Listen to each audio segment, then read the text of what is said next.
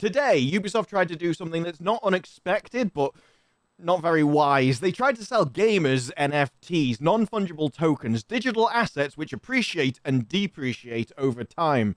Except they pitched it in such a horrible way that I think they got the response they fully deserved. What they've set up here is a system that puts them in total control, while also saying it's decentralized and trying to sell it as if the gamer is somehow owning a piece of the company, and they're not. And I don't know about you, but I didn't really get into gaming to learn all about investment advice and get advice from accountants on what I'm supposed to do with my tax income. But the moment you get a hold of something like NFTs, well, now you've got a whole load of tax obligations, and you better be sure that the government is going to want their cut. And I think the response to it would have been obvious, but not to Ubisoft, because even Kotaku didn't like this. And I have to say the response was widespread. This is Kotaku saying, Ubisoft has even befouled their own game. When you piss off Kotaku, you know you've gone too far, because those people will stomach anything normally and defend any kind of predatory practice they can get their hands on.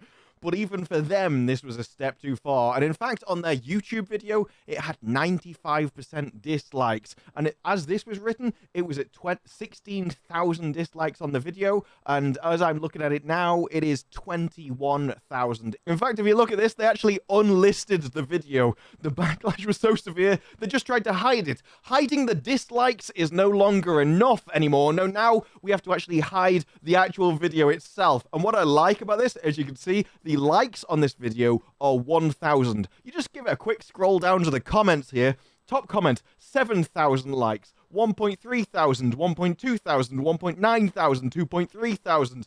It's like when your comments have more likes than your video, you have done something incredibly wrong. And I don't really have a problem with the principle behind the idea. Steam has had a Steam marketplace for like a decade or something now, where essentially you get free items in-game, you get drops just from random chats, and then you can sell it on a marketplace. Okay, I'm used to this. This is normal. But the difference here is this is controlled by Steam, and it's just items sold for dollars. And I always kind of like the idea that you get a random drop, you sell it in a marketplace, and yeah, it's probably not going to get much for it, but, you know, it might subsidize your next game. I actually quite like the idea, but it's not what Ubisoft is setting out here. But you have to ask yourself, why, if this has been around for a decade, why haven't other games companies done it? Why has nobody jumped on this bandwagon before? And it's simply because this time it allows them to be so much more exploitative with the measures. Crypto isn't just, oh, I give you a digital asset and you sell it to somebody else and money changes hands and they take a commission. No, this isn't decentralized. This puts Ubisoft almost as the god of the money. They can do anything with this, and they can most of all inflate the currency out of existence. Because before, your skin would just be of value to you. Yeah, okay, 10 quid for that skin, I think that's worth it because I look cool, fair enough. But now that skin becomes an asset that appreciates and depreciates. Now it's got a whole different value proposition. It's not just the value that you think it looks cool. Now it's a value to other people. And that changes the very idea of what that asset is. Now people won't just be buying skins because they like them. Now it'll always be about money at the end of the day. And what you have to realize with this is Ubisoft control the flow of this. They control the flow of the currency. They control the flow of the assets. And so if they just decide to print another 1,000 helmets, then that makes your helmet a lot less valuable. So this isn't just assets, this is assets which can be destroyed overnight because they only support one game, and any games they support in the future will just be at Ubisoft's discretion. You can completely destroy all of them. This could be taken away from you overnight, and although they're using third-party marketplaces, they're only putting it on marketplaces that they decide that they have control over, and yeah, if they ban you, all your assets have gone. Yes, this is money where you don't even own it. Ubisoft do. And I wish this was just them jumping on the bandwagon. I wish they'd just gone, oh my god, the NFT market is worth 7 billion. I really want to cut a slice off there. We've seen all of these games coming out with NFTs and a multiverse making absolute fortunes with valuations skyrocketing. We just want a piece of that. But this is the AAA gaming industry, and one thing we've learned over time is that they will do anything. If they can get away with it, they'll do it. There's no sense of principles here. This is literally just how much money we can screw out of you. And they never, ever stop. The only difference here is they've just got more creative. That is why they weren't interested in the Steam Marketplace, because the Steam Marketplace was limited. We just send out things on a set rotation, and then we get real money and get a cut from it. And the Ubisoft press release of this was basically just lying, let's be honest. It says more autonomy and agency in order to genuinely make our players stakeholders in our game. Because I'm not a stakeholder in your game. I don't get shares or anything. I don't actually own a profit. It's not like, oh, I own 5 different helmets, and so when someone else buys a helmet, I get a cut and some money out of it. That's a stakeholder. No, all I do in this is I just have a helmet. The thing is, I could have had that helmet before. It's just now, oh, the impressive bit is it's got a number on it. I hope you're impressed with that, because that's essentially what this system is. Yes, everything is limited edition. Oh my god, they're all unique. There's just numbers ranging on their faces. Oh, each one's got a serial number and it tracks your player's name. I don't think anybody, like literally anybody, cares. And as I've said, look, if somebody wants to wear a helmet, it's got their name on it, it's like, oh, this helmet used to be owned by so-and-so, okay. But if that person starts to get some kind of financial incentive out of selling the hats that they've worn, well, now they can just keep wearing hats and selling them. It, again, floats the asset out of existence. It's useless. The argument for cosmetic battle passes has always been, well, it's cosmetic. It doesn't really affect anything in the game. It's like, yeah, okay. It's quite a tough argument to resist at the end of the day. But this, now it doesn't just affect the game. Now it affects real life. Now actual money is coming out of this. And that means that economies matter. And so Ubisoft can come out and saying that owning a digital will make you an actual part of its history. And they can really try and play on the heartstrings. But at the end of the day, as long as Ubisoft actually controls who can buy them, who can own them, you don't own anything. Because as long as Ubisoft can come along and just go, you're banned, we're taking them all off you, or the game's no longer being supported, everything you bought is now completely useless, you don't own a thing. Even with pieces of digital art, at least you can go, well, I've got the picture.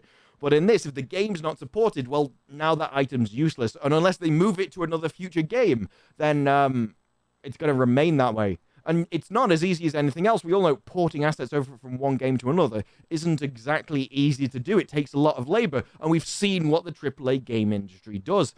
Anything that requires labor, they just tend to not bother with. And so if you think when you buy this helmet, it's going to exist till the end of time, I've got a bridge I can sell you. And one of the reasons they've actually embraced this technology is because it gives them the best of both worlds. They get all of the profit and all of the control of being completely centralized in one place. They have complete control over what gets printed and the money supply and everything else.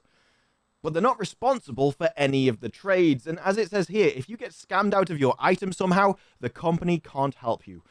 If anything happens and your items get stolen, and let's be honest, how many times does that happen in games? You hear about it all the time. Then they do not have the ability to reverse or cancel transactions. And that is one of the benefits of crypto. At least it is for everything else where it's totally decentralized. But Ubisoft own this system. They own who can use it, they own what you can have, and they can own when they can take it away from you. This is a completely centralized system. Except it's one where the owners have just walked away and said, yeah, we've made this, we own it, but you're on your own if anything goes wrong.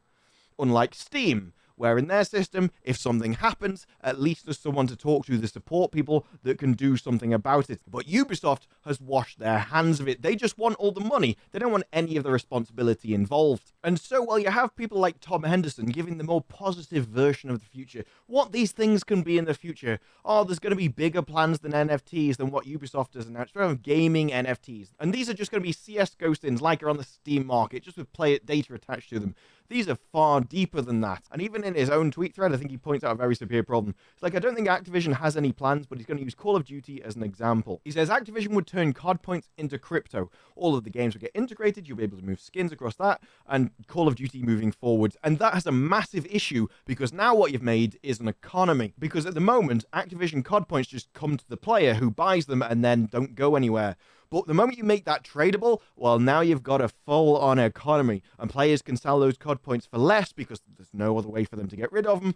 All the assets can go up and down in value, the COD points can go up and down in value, and worst of all, Activision can print COD points at will. Would you really trust a AAA game studio with the ability to just print off $1 billion? Because kind of thing they probably would do if they had the opportunity to. And that makes everybody else, which owns all of those skins, their assets now depreciate in value over time. And I just didn't get into gaming for this. I didn't get into gaming to have to worry about a portfolio of stocks. And I certainly didn't get into it to worry about tax implications. Crypto tax is remarkably difficult. When I fill out a tax form, I don't want to have to worry about how many COD points I own, or whether my skin of Dave had gone up in value or not. This is the most complicated solution that I could possibly think of, with implications that I don't think Ubisoft or anyone else has thought of, and I also don't think they care. All these people have got in their moment is dollar signs. It's just a new creative way to get money out of players. They got everyone with loot boxes, and regulation came in for that, and now they've jumped on the next unregulated industry, and they're just determined to try and get in there as the Wild West as fast as possible. It was basically inevitable when a games company would try this, but this is one thing I really don't want to succeed. I actually have no problem with games having assets that you can sell on a marketplace. I'm quite a big fan of the Steam one, but when it comes to NFTs, I just want this whole idea to go the same way as that Ubisoft video. Hide it, shut up about it, and pretend it never existed. But for now, that's it from me. If you like the video, press like and subscribe. More videos in the future, and let me know down below what you think of Ubisoft, NFTs, and this whole crypto craze down below. But for now, that's it from me. I'll see you in the next one. Bye-bye.